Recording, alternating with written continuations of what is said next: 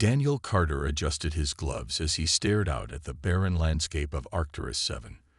The planet was a mix of red dust and jagged rocks, stretching endlessly under a pale orange sky. It wasn't much to look at, but Daniel knew better than to judge a book by its cover. Beneath the surface, secrets waited, secrets that could change everything. "Ready?" Rachel Moore asked, her voice calm but firm. She stood beside him, holding a sample container in one hand and a scanning device in the other. Her dark hair was tied back neatly, and her eyes darted between the ground and the readings on her equipment. Unlike Daniel, she approached this mission with caution, always double-checking every step. "As ready as I'll ever be," Daniel replied with a grin. He loved moments like these, the thrill of discovery, the unknown just within reach. To him, science wasn't about careful calculations or endless tests. It was about pushing boundaries. And today, he felt they were close to something big. The team had landed on Arcturus 7 2 days ago, sent by Earth's top research council to study unusual energy signals detected from orbit. So far, their findings had been disappointing, just more rock and dirt. But earlier that morning, Rachel noticed something odd. The soil samples she collected showed strange patterns, almost like they'd been arranged deliberately. When she pointed it out to Daniel, his excitement skyrocketed. "This is it," he said now, kneeling down to examine the ground. "Something's here. We just need to dig deeper." Rachel frowned. "Or maybe we should stop and think first. These patterns, they're not natural. What if they're meant to warn us away?" Daniel waved off her concern.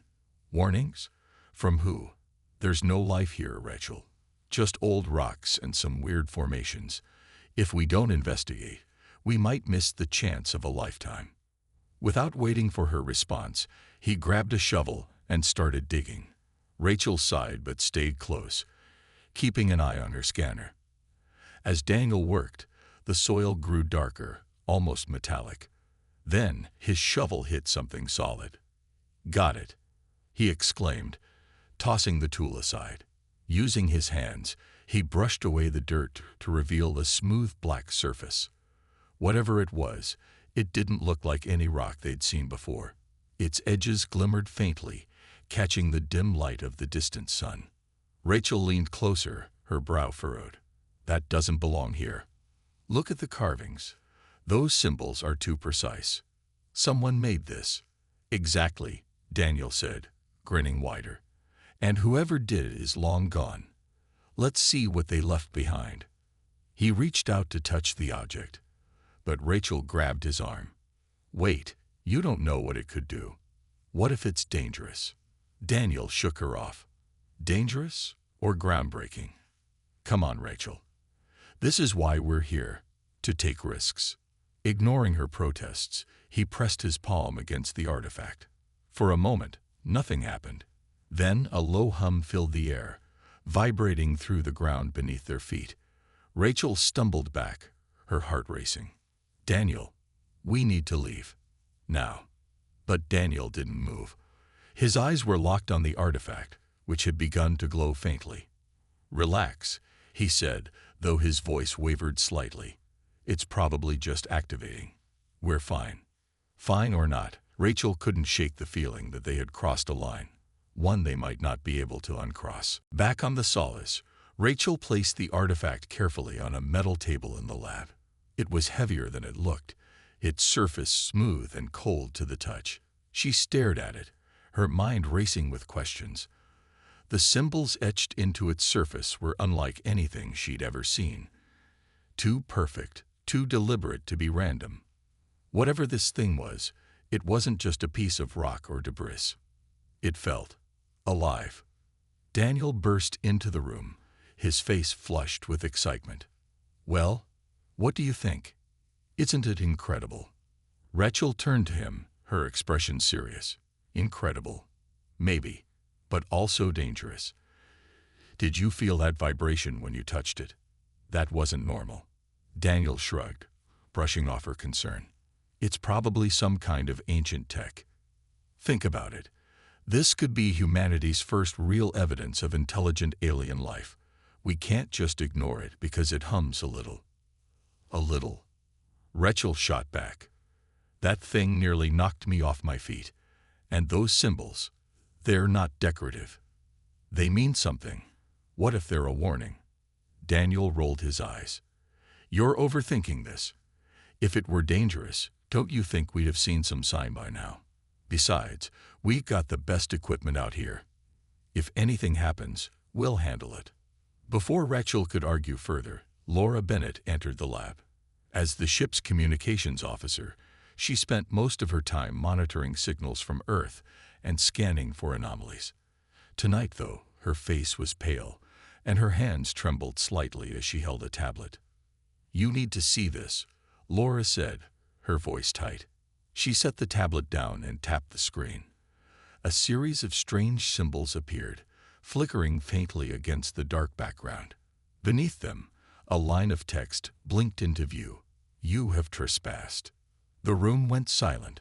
Rachel's stomach sank as she read the words over and over. Daniel, however, leaned closer, his eyes lighting up with curiosity. "This is it," he exclaimed. "They're communicating with us. Whoever made this thing knows we're here. Or they know we took it," Rachel muttered, glaring at him. "What did I tell you? This isn't just some artifact. It's a message. And now we've gone and pissed them off." Laura shook her head. "I don't think it's that simple. These symbols, they're not coming from the artifact itself. They're being transmitted from somewhere else. I tried tracing the signal, but it's like nothing I've ever seen before. It doesn't match any known frequency." Daniel grabbed the tablet, studying the symbols intently. "This is amazing. Do you realize what this means? We're talking to aliens. Real, actual aliens. This could be the biggest discovery in human history." Rachel crossed her arms, frustration bubbling inside her. "Or the biggest mistake. You heard the message. They're not happy. What if they come looking for it?"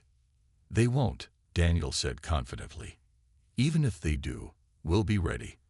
We've got the artifact. And we've got the data. Let them try to take it back."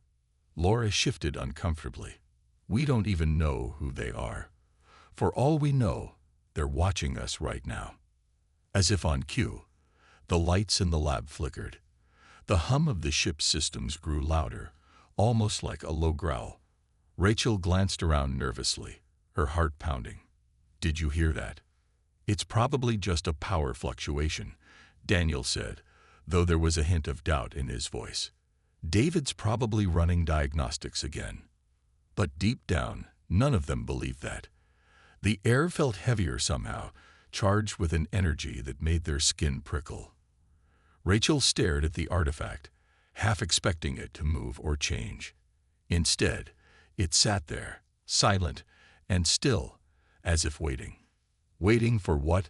None of them dared to guess. The next morning, the mood aboard the Solace was tense. The strange message from the night before weighed heavily on everyone's minds, but no one spoke about it openly. Instead, they went about their tasks with forced calm, trying to act as if nothing unusual had happened. But Rachel couldn't shake the feeling that something was wrong, terribly wrong. She sat in the lab, staring at the artifact.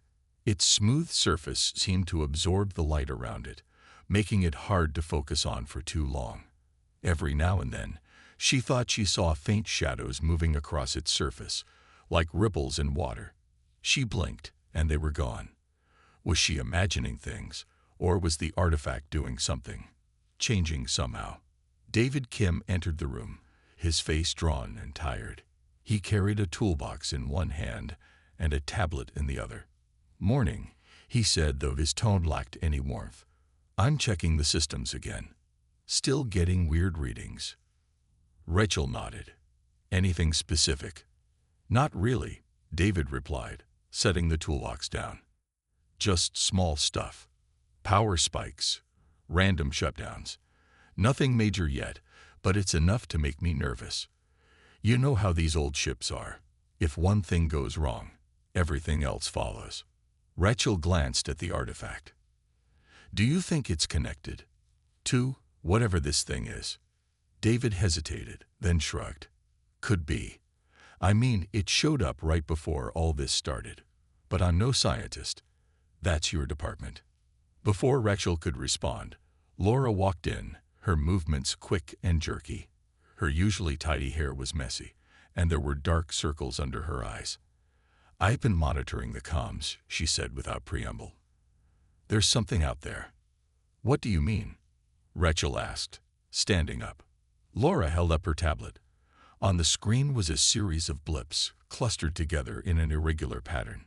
It's not debris or natural phenomena. These signals, they are moving. And they're close. David frowned. How close? Too close, Laura admitted. Whatever it is, it's within range of our scanners. But I can't get a clear image. It's like it's hiding or avoiding detection. Rachel felt a chill run down her spine. You don't think? I don't know what to think, Laura interrupted. But it's not coincidence. First the artifact, then the message, and now this. Something's out there, and it knows we're here. Daniel appeared in the doorway, his usual confident stride replaced by something slower and more deliberate. What's going on? Rachel turned to him. We think the artifact might have attracted attention. Unwanted attention. Daniel raised an eyebrow. Unwanted, or exactly what we hoped for. If aliens are nearby, this could be our chance to meet them. You're not listening, Rachel snapped. This isn't some friendly hello. They sent us a warning, Daniel. A warning we ignored. Daniel waved her off. Warnings are subjective. Maybe they're just curious. Either way, we need to stay focused. We've got the artifact, and we've got the data. Let them come if they want. His dismissive attitude infuriated Rachel, but she bit back her retort. Arguing with Daniel wouldn't change anything. Instead, she turned back to Laura. Can you keep tracking those signals? Laura nodded. I'll do my best. But if they're smart, and I think they are, they'll stay out of reach until they're ready. As the others left the lab, Rachel stayed behind, watching the artifact. For a moment, she swore she heard a faint whisper, like voices carried on the wind. She spun around, but the room was empty. Her hands trembled as she reached out to touch the artifact, but she stopped herself just in time. Whatever it wasn't done with them yet. That night, the ship was quieter than usual. Most of the crew had gone to their quarters early, too uneasy to stay up. Rachel lay in her bunk, staring at the ceiling. Sleep felt impossible. Every creak of the ship's metal walls made her jump.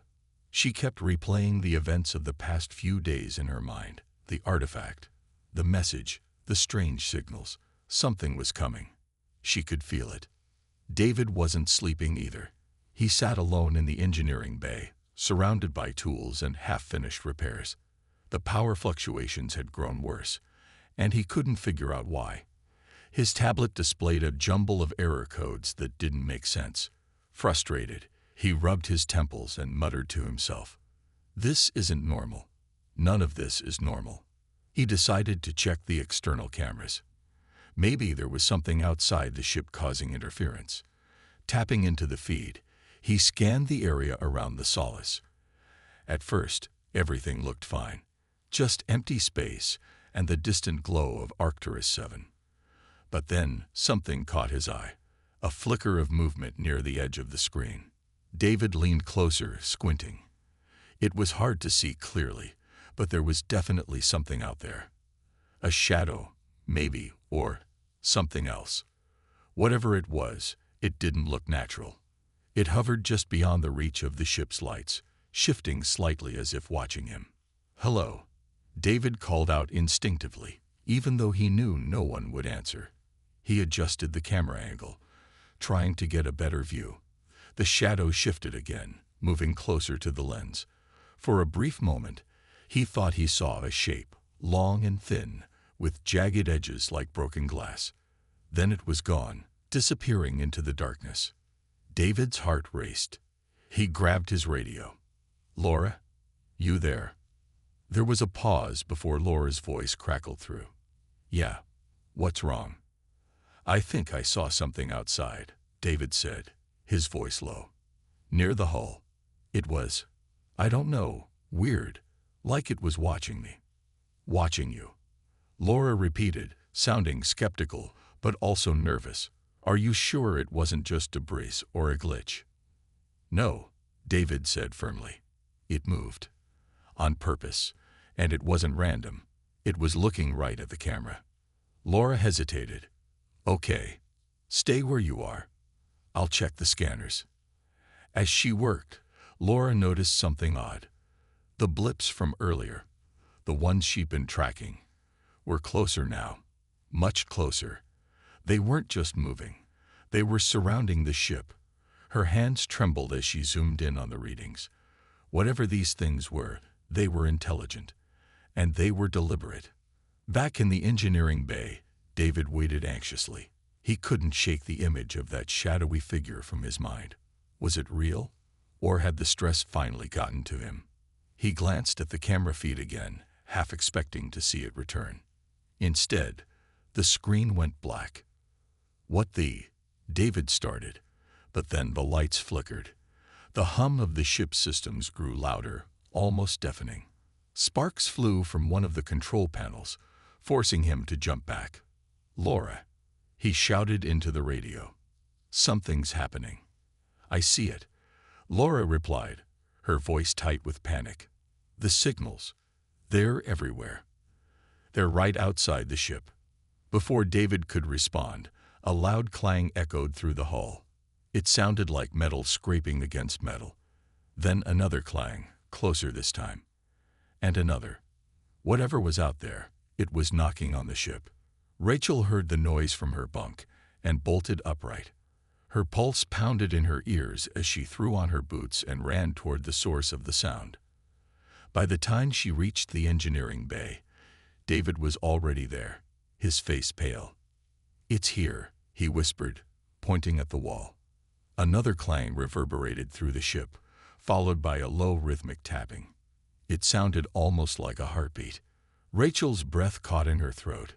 She wanted to say something, to tell David they should leave, but the words wouldn't come. Instead, she stood frozen, listening as the tapping grew louder. Louder, closer, and then silence. The silence was worse than the noise. Rachel and David stood frozen, their eyes locked on the wall where the tapping had stopped. The ship's hum seemed louder now, filling the void left by the eerie rhythm. Neither of them dared to move. "What do we do?" David whispered finally, his voice barely audible over the sound of their breathing. Rachel shook her head, her mind racing. "We need to tell the others. Now." Before they could act, a low vibration rippled through the floor beneath their feet. It started soft, like distant thunder, but quickly grew stronger. The lights flickered again, casting long shadows that danced across the walls. Then, without warning, the artifact in the lab let out a sharp pulse of light. "Did you see that?" David asked, his voice trembling. Rachel didn't answer. She was already running toward the lab, her heart pounding. When she burst through the door, she found Daniel standing over the artifact, his hands hovering above it, as if he were about to touch it again. "What are you doing?" Rachel demanded, her voice sharp with panic. Daniel glanced at her, his expression defiant. "I'm figuring this thing out. If those signals are coming from whoever made it, then it's our best shot at understanding them." "You can't just," Rachel began, but another pulse interrupted her. This one was brighter, stronger, and it sent a wave of energy surging through the room. The screens on the walls lit up with streams of alien symbols, flashing too fast to read. David appeared behind Rachel, his face pale. "What's happening?" "I don't know," Rachel snapped. "But it's not good." As if on cue, the ship shuddered violently. Alarms blared, and red warning lights bathed the room in an ominous glow. Laura's voice crackled over the intercom. "Everyone, get to the bridge. We've got a problem." The problem became clear moments later. On the main monitor in the bridge, the crew watched in stunned silence as something massive rose from the surface of Arcturus 7. It was a ship, a colossal, shimmering vessel unlike anything humanity had ever seen. Its surface shifted and glimmered, reflecting colors that seemed impossible under the planet's dim light. "That thing wasn't there before," Laura muttered, her fingers flying over the controls.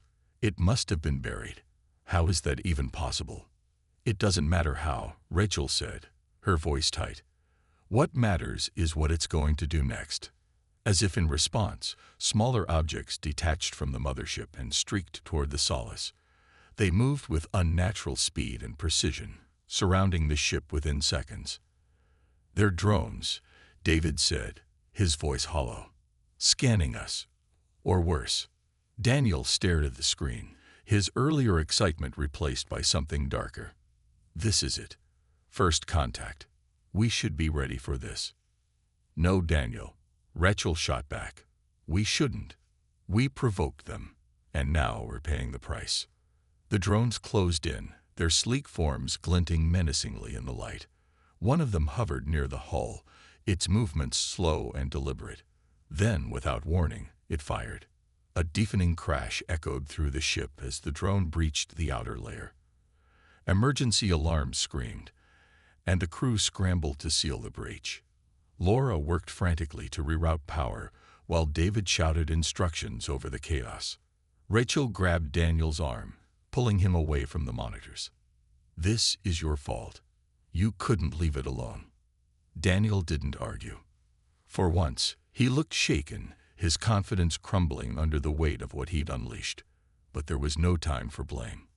The drones were still out there, circling like predators. And somewhere deep inside the artifact, a faint hum began to grow louder. Whatever happened next, Rachel knew one thing for certain. They had crossed a line they could never uncross. The breach in the hull was contained, but the damage had been done.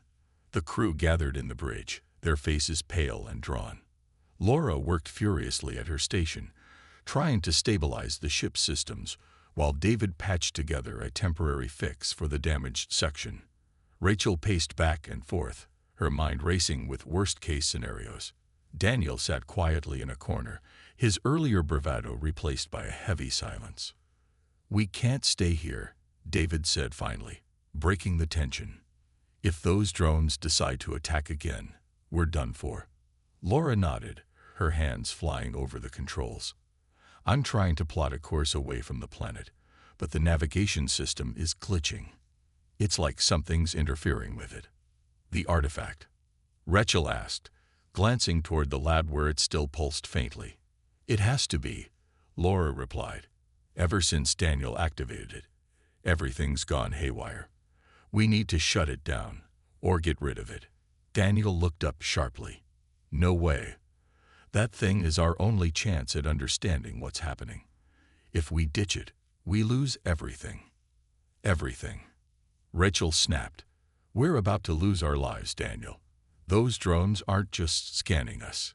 They're waiting. For what? I don't know, but it's not going to be good."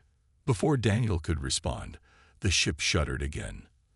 On the main monitor, the massive alien vessel loomed larger than ever, its shimmering surface reflecting the dim light of Arcturus 7. Smaller drones continued to circle the Solace, their movements precise and deliberate. One of them fired another blast, this time aimed at the engines. "Shields are down to 20%, Laura shouted, her voice cracking under the strain. "If they hit us again, we're dead in the water." David cursed under his breath and turned to Rachel. "We need to make a decision. Now.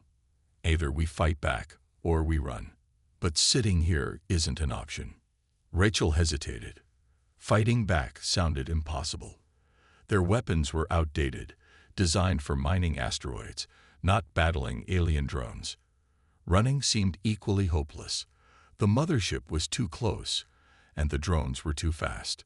Still, she knew they couldn't give up. "Okay," she said, her voice firm despite the fear gnawing at her insides. "David, see if you can boost engine power. Laura, keep working on the navigation. And Daniel." She paused, glaring at him. "Stay out of the way."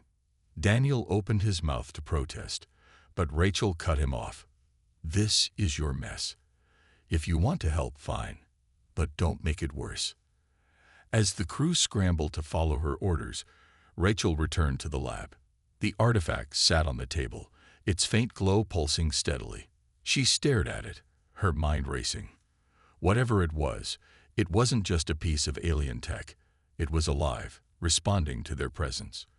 Could it be used against the drones, or would tampering with it only make things worse? She reached out cautiously, her fingers hovering above its surface. Before she could touch it, the hum grew louder, almost deafening.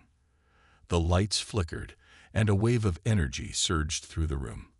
On the monitors, the alien symbols reappeared, flashing faster than before. "What are you trying to tell us?" Rachel whispered, more to herself than anyone else. Then, without warning, the artifact went dark. The hum stopped, and the ship fell eerily silent. For a moment, Rachel thought it was over. But then, a new sound filled the air, a low, resonant tone that vibrated through every inch of the solace. It wasn't coming from the artifact. It was coming from outside. On the bridge, the crew watched in stunned silence as the alien mothership began to move. Its massive form shifted closer, blotting out the view of the planet behind it. The drones formed a tight formation around the solace, boxing them in. "They're not attacking," Laura said, her voice barely above a whisper. "They're surrounding us." Rachel stepped onto the bridge, her expression grim. "It's not over yet. Whatever happens next, we stick together." The mothership stopped directly above them, its surface glowing brighter. A beam of light shot down, enveloping the solace in a warm golden hue. For a moment, everyone froze, unsure of what to do. And then, the transmission came, not in words, but in images. Scenes of destruction, of worlds being torn apart, flashed across the monitors. The message was clear: leave, or face the same fate. Rachel swallowed hard. "Well," she said, her voice steady despite the fear gripping her chest, "at least we know what they want." The golden light surrounding the solace faded, leaving the crew in stunned silence. The images from the transmission lingered in their minds, worlds burning, civilizations erased, and a clear warning that they were next if they didn't leave. Rachel stood frozen, her hands clenched into fists. She wanted to scream, to demand answers, but the weight of what they'd seen left her speechless. David broke the silence first. "That's it then. We're out of time. If we don't move now, we're not going to get another chance." Laura nodded, her fingers trembling as she worked the controls. "I'll try to reroute power to the engines, but the systems are still unstable. Whatever that beam did, it messed with everything." Daniel, who had been quiet since the transmission, suddenly spoke up. "Wait, we can't just run. Not yet. That artifact, it's the key. It's how they communicate. If we can figure it out, maybe we can negotiate." "Negotiate?" Rachel snapped, spinning around to face him. "Are you serious? Did you see those images? They don't want to talk. They want us gone. Or worse." Daniel stood his ground, though his voice wavered slightly. "And running is going to fix that. Look at us. We're sitting ducks out here. If we leave, we're abandoning the one thing that might save us." Rachel stepped closer, her voice low but sharp. "Save us? You mean the same thing that got us into this mess in the first place? That artifact isn't a lifeline. It's a trap. And you fell right into it." Before Daniel could respond, the ship shuddered violently. Another drone had fired, this time striking the cargo bay. Alarms blared, and the lights flickered again. David cursed under his breath and ran toward the damage, shouting for someone to grab a fire extinguisher. "We don't have time for this," Laura shouted over the noise. "If we stay any longer, they'll tear us apart. We need to go. Now." Rachel hesitated, glancing back at the lab where the artifacts sat. As much as she hated to admit it, Daniel was right about one thing. The artifact was their only connection to the aliens. But keeping it felt like playing with fire, and she wasn't sure they could handle the heat. "Fine," she said finally, turning to Daniel. take the artifact. But if this goes south, it's on you. Daniel didn't argue. He grabbed a portable drive and rushed to the lab, downloading as much data as he could from the artifact. Meanwhile, Rachel and Laura worked together to override the navigation system, plotting a risky course away from the planet.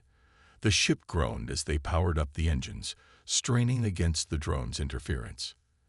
As they prepared to make their escape, Rachel noticed something strange. The artifact's glow had returned, faint but steady. It seemed to pulse in sync with the hum of the alien mothership above them. She reached out instinctively, her fingers brushing its surface. A jolt of energy shot through her, and for a brief moment, she saw flashes of alien landscapes, towering structures, and beings unlike anything she'd ever imagined. She pulled her hand back, gasping. "It's alive," she whispered. "Not just intelligent. It's alive." Daniel looked up from his work, his eyes wide. "What did you say?" "There's no time to explain," Rachel said quickly. "Just hurry." Moments later, the engines roared to life, and the Solace lurched forward. The drones gave chase, firing repeatedly as the crew fought to stabilize the ship. Sparks flew in the corridors, and the smell of burnt metal filled the air. David shouted updates from the engine room, his voice barely audible over the chaos. Finally, with one last burst of speed, the Solace broke free of the drone's grasp and shot into open space. Behind them, the alien mothership remained motionless, its glowing surface dimming as it watched them flee. The Solace drifted through the cold void of space, its battered hull groaning under the strain of their escape. The crew sat in silence on the bridge, their faces pale and drawn. Laura monitored the scanners, her eyes darting between the screens. David worked tirelessly to keep life support online, his hands moving quickly over the damaged systems. Rachel leaned against a wall, her arms crossed tightly, replaying the events in her mind. They had escaped, for now, but none of them felt safe. Daniel, however, wasn't resting. He hunched over a table in the lab, the portable drive connected to a laptop. The artifact sat beside him, its faint glow casting eerie shadows across the room. His fingers flew over the keyboard as he sifted through the data he'd downloaded. Every now and then, he muttered to himself, his voice low but urgent. Rachel entered the lab quietly, her footsteps barely making a sound. She watched him for a moment, her jaw tightening. "What are you doing?" Daniel glanced up briefly, his expression tense, trying to crack this thing. "If we can understand how it works, maybe we can use it to communicate, or defend ourselves, or get us killed." Rachel shot back, stepping closer. "You've already caused enough trouble. Why can't you just let it go?" "Because letting it go means giving up," Daniel snapped, slamming his hand on the table. "We're out here for a reason. To explore, to learn. If we run every time something scares us, we'll never get anywhere." Rachel shook her head, frustration bubbling inside her. "This isn't about fear. It's about survival. You saw what those aliens are capable of. They don't care about talking. They care about protecting whatever that thing is." Daniel hesitated, his anger faltering slightly. "Maybe. But what if they're not our enemies? What if we're just misunderstanding them?" Rachel wanted to argue, but before she could respond, the lights flickered. The hum of the ship's systems grew louder, almost deafening. Both of them turned toward the artifact, which had begun to pulse more brightly.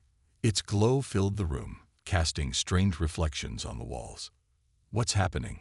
Rachel asked, her voice tight. "I don't know," Daniel admitted, his tone uneasy. He reached for the artifact, his fingers brushing its surface.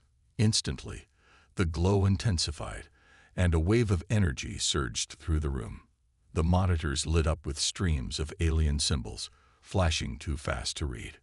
"Stop," Rachel shouted, grabbing his arm. "You're making it worse." But Daniel didn't listen. He was fixated on the artifact, his eyes wide with fascination. "It's responding. It knows we're here." Before Rachel could pull him away, The ship shuddered violently. Alarms blared, and red warning lights bathed the room. Laura's voice crackled over the intercom. "Guys, we've got a problem. Power levels are dropping. Fast." Rachel turned to Daniel, her voice sharp with panic. "Turn it off. Now." "I can't," Daniel replied, his voice rising. "It's not listening to me. It's doing something on its own." The artifact pulsed brighter still, and the hum grew louder, almost unbearable. Sparks flew from the monitors, and the lights went out completely. In the darkness, the artifact's glow became the only source of light, illuminating their faces with an unnatural hue. Rachel grabbed Daniel's arm again, her grip firm. "We need to shut it down. Whatever it's doing, it's tearing the ship apart." Daniel hesitated, torn between his curiosity and the growing danger. Finally, he nodded. Together, they worked to disconnect the artifact from the laptop. The moment they did, the glow dimmed, and the hum faded into silence. For a brief moment, the ship was quiet. Then, the emergency lights flickered back on, casting a pale glow over the room. Rachel let out a shaky breath, her heart pounding. That was too close. Daniel didn't respond. He stared at the artifact, his expression unreadable. Rachel followed his gaze, her stomach sinking. The artifact's surface had changed. It was no longer smooth and black. Instead, faint cracks ran across it, glowing faintly from within. The cracks in the artifact's surface glowed brighter, pulsing like a heartbeat. Rachel stepped back instinctively, her eyes fixed on the object. She felt a strange pull, as if it were calling to her, or warning her. The air in the lab grew heavier, charged with an energy that made her skin prickle. "Daniel," she said sharply, her voice cutting through the silence. "We need to get rid of it. Now." Daniel hesitated, his gaze locked on the artifact. He looked torn. Part of him wanted to study it further, but another part seemed to recognize the danger. I don't think we can just throw it out. What if it explodes? Or worse?" Rachel clenched her fists, frustration bubbling inside her. "Worse? How much worse can it get? That thing is breaking apart, and whatever's inside isn't happy. If we don't act now, we're all dead." Before Daniel could respond, the ship shuddered violently. Alarms screamed throughout the corridors, and the lights flickered again. Laura's panicked voice came over the intercom. "Guys, we've got a problem. Something's happening outside." Rachel grabbed Daniel's arm and pulled him toward the door. "Come on," she shouted. "We'll figure this out later." They ran to the bridge, where the rest of the crew was gathered. On the main monitor, the alien mothership loomed larger than ever, its shimmering surface glowing ominously. Smaller drones surrounded the solace, their movements sharp and deliberate. One of them fired another blast, striking the hull near the lab. "The artifact," Rachel exclaimed, her heart sinking. "They know it's here." David cursed under his breath as he worked to stabilize the ship's shields. "At this rate, we won't last another hit." Laura frantically scanned the area, her hands trembling. "There's something else out there. More drones, and they're closing in." Rachel turned to Daniel, her expression fierce. "You wanted answers. Well, here they are. They're coming for it." Daniel's face paled, but he nodded reluctantly. "Okay, fine. We'll jettison it. But we need to do it carefully. If we mess this up, they'll tear us apart." Rachel didn't waste time arguing. She led the way back to the lab, where the artifact's glow had grown even brighter. The cracks now spread across its entire surface, and faint whispers filled the air, too low to understand, but unmistakably hostile. "We'll use the airlock," Rachel said quickly, grabbing a containment unit. "Get it inside and seal it off. Then we eject." Daniel helped her lift the artifact into the container, both of them flinching as its energy surged at their touch. Once it was secure, they carried it to the nearest airlock. David met them there, his face grim. "Hurry," he urged, keeping one eye on the monitors. "They're almost on top of us." Rachel and Daniel placed the container in the airlock and sealed the door. Rachel pressed the controls to open the outer hatch, but nothing happened. She tried again, her hands shaking. "It's not working." "It's the artifact," Daniel muttered, his voice tight. "It's interfering with the systems." Before they could figure out another solution, the ship rocked violently as another drone attack struck nearby. Sparks flew from the control panel, and the airlock's inner door began to hiss ominously. "We're out of time," David shouted, pulling them back. "We need to leave. Now."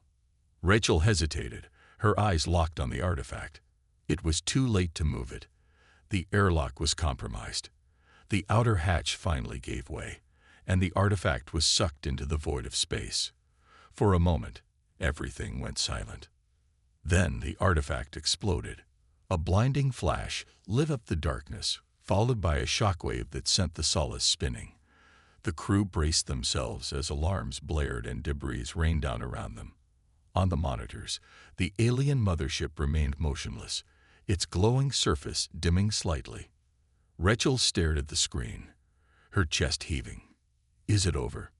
No one answered. The ship groaned as it stabilized, and the crew slowly picked themselves up. Outside, the drones began to retreat, disappearing back into the mothership. But Rachel couldn't shake the feeling that something was still out there, watching, waiting.